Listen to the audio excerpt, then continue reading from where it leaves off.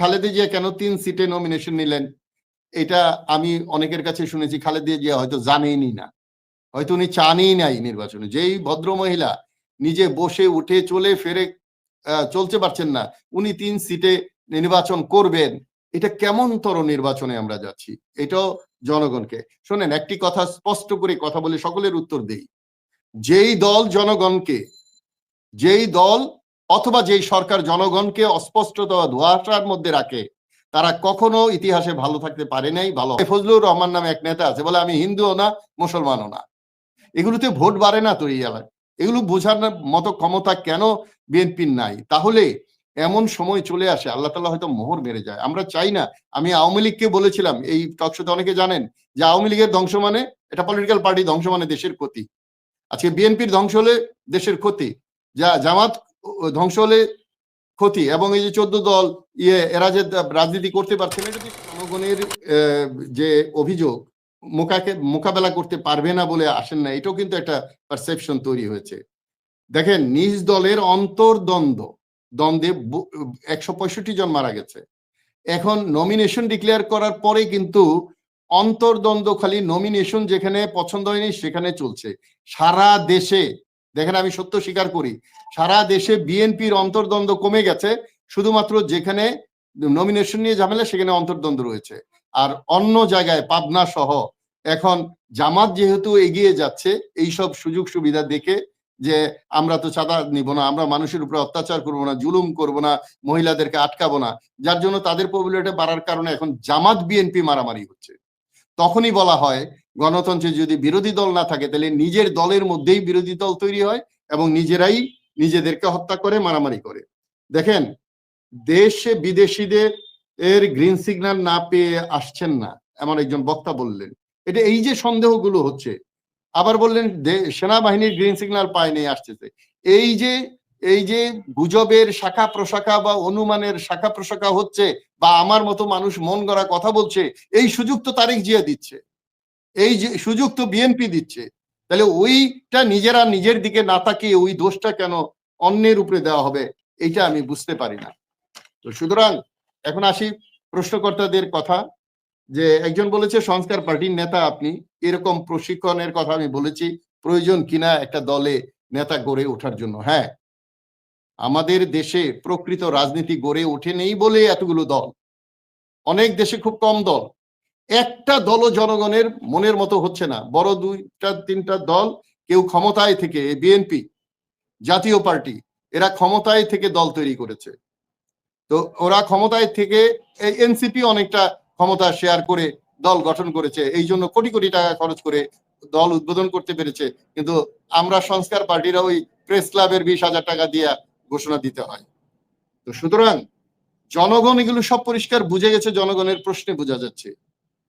তাহলে বিএনপি কি জিএম কাদেরের মতো হয়ে গেল? বিএনপির নেতারা যে বলা যাবে না, বিএনপির উচিত বিএনপির নেতার কাছ থেকে এটা পরিষ্কার করা, অথবা বিএনপির শীর্ষ নেতার উচিত পরিষ্কার করা, বিএনপি যেন মুখ খুলে জবাব দিতে পারে, চক্ষু খুলে সমাজে চলতে পারে।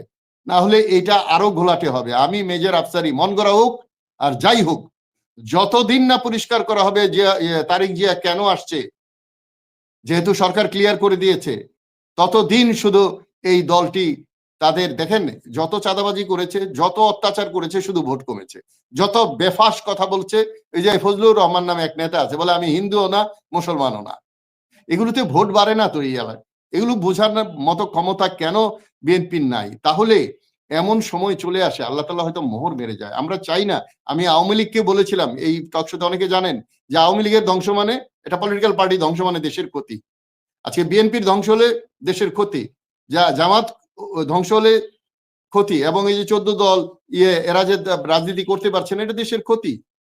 সবার যদি সুযোগ থাকে রাজনীতি করতে হবে। এখন তারেক রহমান কিভাবে বিএনপি কে রক্ষা করবে, এটা একজন প্রশ্ন করেছে। এটার উত্তর কি? তারেক জিয়াই দিতে পারবে, এবং খালেদা জিয়াকে সুরক্ষা দিতে পারে নাই অতীতে, এবং তারেক জিয়া মনে করছে ওনাকেও সুরক্ষা দিতে পারবে না। তো সুতরাং তারেক রহমান আগে যখন বাংলাদেশে ছিলেন তখন তার এত থ্রেট ছিল না। এখন সে শীর্ষ পর্যায়ের নেতা বলে তার থ্রেট বেড়েছে। তার ওইটুক সাবধানতা অবলম্বন করে আসতে হবে, এবং তার সকল নিরাপত্তার ভরসাস্থল হওয়া উচিত তার দল। এবং তার দলেরও স্পষ্টভাবে বলা উচিত যে আমরাই আপনার নিরাপত্তা, আপনি আসুন। এছাড়া কোনো পথ আছে কিনা আমি জানি না। এখন খালেদা জিয়া, হ্যাঁ শেষ করে ফেলছি, খালেদা জিয়া কেন 3 সিটে নমিনেশন নিলেন, এটা আমি অনেকের কাছে শুনেছি খালেদা জিয়া হয়তো জানেনই না, হয়তো উনি চানই নাই নির্বাচনে। যেই ভদ্র মহিলা নিজে বসে উঠে চলে ফেরে চলতে পারছেন না, উনি 3 সিটে নির্বাচন করবেন, এটা কেমন তর নির্বাচনে আমরা যাচ্ছি, এটাও জনগণকে শোনেন। একটি কথা স্পষ্ট করে কথা বলে সকলের উত্তর দেই, যেই দল জনগণকে, যেই দল অথবা যেই সরকার জনগণকে অস্পষ্টতা ধোঁয়াশার মধ্যে রাখে, তারা কখনো ইতিহাসে ভালো থাকতে পারে নাই, ভালো হয় নাই। আজকে ডক্টর ইউনূসের সবচেয়ে বড় ক্রেডিট এন্ড ডিসক্রেডিট হলো এই 15 মাস জনগণকে একটা কনফিউশনে রেখেছেন। এমনও হতে পারে নির্বাচনের রাতেও মানুষ কনফিউশনে থাকবে আগামীকাল সকালে নির্বাচন হবে কিনা, ওই যে ঈদের চাঁদ দেখার মতো যে আগামীকাল কি নির্বাচন হবে কিনা, টেলিভিশনে বলছে কিনা। তো সুতরাং এই যে মানুষকে অজানা রাখা, মানুষকে পরিষ্কার না করা, স্বচ্ছ রাজনীতি না করা, এগুলো এক ধরনের অপরাধ। এটা আমার মন গড়া কথা হলেও আমার কোনো আপত্তি নাই। এই জন্যই আমরা নতুন রাজনীতি, আমরা আশা করেছিলাম এনসিপি নতুন ধরনের রাজনীতি করবে, স্পষ্ট রাজনীতি করবে। সেই তথাকথিত মানুষকে ফাঁকি দেওয়া, মানুষের কে চষে রক্ত চুষে খাওয়া, টাকা পাচার করা, চাঁদাবাজি করা, ফুটপাত দখল করা, থানার আশেপাশে ভ্যান থেকে চাঁদা নেওয়া, এইসব রাজনীতি আমরা চাই না। রাজনীতি তো প্রশিক্ষণ অবশ্যই দরকার, কিন্তু যে রাজনীতির মধ্যে যদি চাঁদা ঢুকে যায়, সেই রাজনীতিবিদদের আর তারার প্রশিক্ষণও মানে না, নতুন বড় নেতাও দেশে আসুক, এগুলো তারা চায় না। তো সুতরাং এগুলো জনগণ উত্তর দিয়েছে।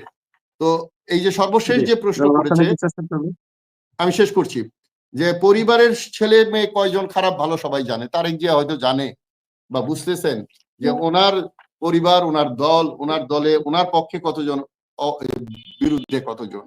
আমি আপনাদের দ্ব্যর্থহীন ভাষায় বলতে চাই, তারেক জিয়া 5 অগাস্টের পরে এক নতুন তারেক জিয়া, এক নতুন নেতৃত্ব এবং নতুন ভাষ্য নিয়ে উনি উদ্ভাসিত হয়েছিলেন।